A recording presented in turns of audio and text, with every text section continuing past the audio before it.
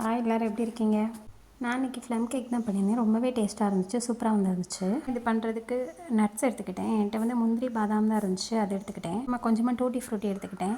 4 பேரிச்சம்பழம், கொஞ்சமாக செரி எடுத்துக்கிட்டேன். இது எல்லாத்தையுமே குட்டி குட்டியாக கட் பண்ணி எடுத்துக்கோங்க. அதுக்கப்புறமா ஒரு கடாயில் 100 கிராம் அளவு சுகர் ஆட் பண்ணிக்கோங்க. அப்புறம் மிதமான தீயில் வச்சுக்கோங்க. அப்புறம் தண்ணி எதுவுமே சேர்க்காம மெல்ட் பண்ணிக்கோங்க. அது வந்து ஒரு மாதிரி தேன் கலரில் வரும். அதுக்கப்புறமா 1 டம்ளர் கொதிக்கிற தண்ணி அதில் மிக்ஸ் பண்ணிக்கோங்க. அடுப்பு ஆஃப் பண்ணிக்கோங்க.